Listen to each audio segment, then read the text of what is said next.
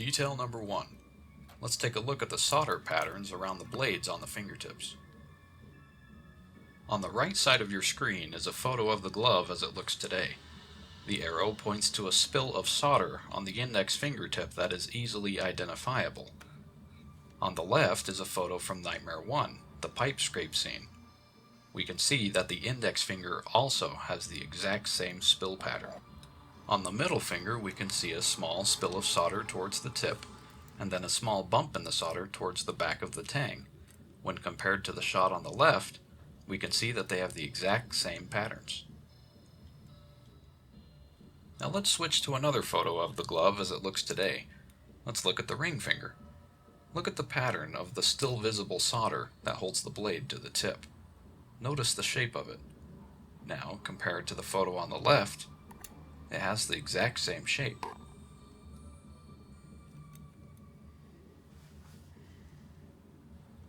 Detail number 2. Let's go ahead and look at the rivets and see if they match up. Let's turn our attention back to the pipe scrape scene. Let's look primarily at the ring finger. Look at the rivet on the side of the finger.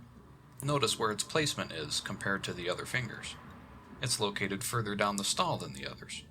This is an easily identifiable characteristic of the original glove. Now let's turn our attention to a photo from Nightmare on Elm Street 2. Let's look at the index finger. Look at the inside rivet.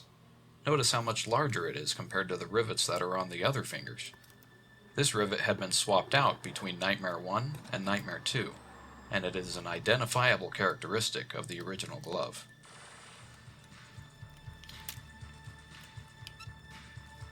Let's look at another photo from Nightmare on Elm Street 2. Look at the outside rivet on the index finger. Notice it's substantially larger than the other rivets on the other fingers. This rivet had also been swapped out between Nightmare 1 and Nightmare 2. Now here's a shot from Nightmare 2 when Jesse finds the glove in his basement. Now look at the glove on the right. Notice the size of the middle rivet. Notice it also appears to have a small bump in the center of it. It is noticeably different from the other rivets on the fingers, but it also matches the glove seen in the film. Now let's turn our attention to the rivet on the index finger. Look at where its placement is. It's not quite in the center. It's located just a little to the left. This also matches the glove as seen in the film. Now, I know this isn't about a rivet, but let's cover this while we're here.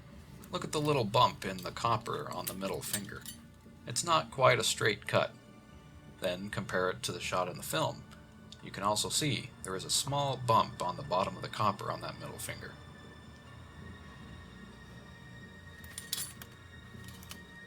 Detail 3. The backplate stain. This is a good one, and I think it's one of the best. Now here's a shot we all know and love from Nightmare 1, the build sequence. Let's zoom in on the backplate and see if we can identify the stain a little bit better. Look at the dark areas. Look at the light areas. Notice the pattern of it. Now let's enhance the image on the right and see if they match. Look at the light areas, and look at the dark areas. It's nearly an identical match. The glove on the right is obviously older, but the stain is still there.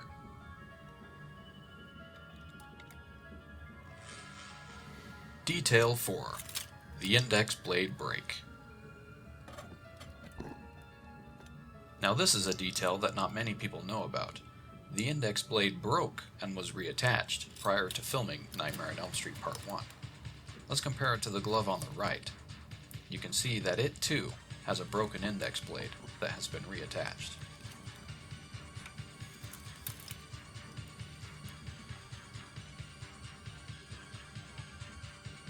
Detail number 5, what I like to call the index finger bulge.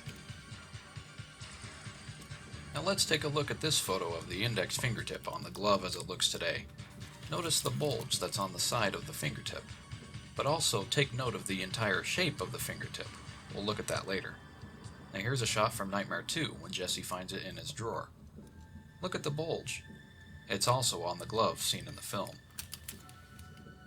Now here's a shot from the famous shower sequence that we all love.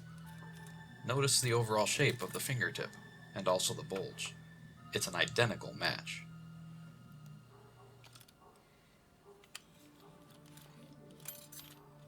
Last but not least, detail number 6, ring finger holes.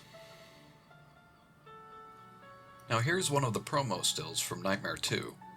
Notice the ring finger. It has a small hole located just above the rivet, but you can also see that it has a small hole on the side of the fingertip. Now here's the glove as it looks today. You can also identify the small hole above the rivet, and also the small hole on the side of the fingertip. Once again, we have an identifiable match. Now we've only touched on 6 of the details that are identifiable on the glove in Nightmare 1 and 2, and the glove in possession of Mike Becker. But trust me, there are many more. So, considering these details and many other details that we have not covered in this video, we can only draw one conclusion: that the original Freddy glove has finally been discovered.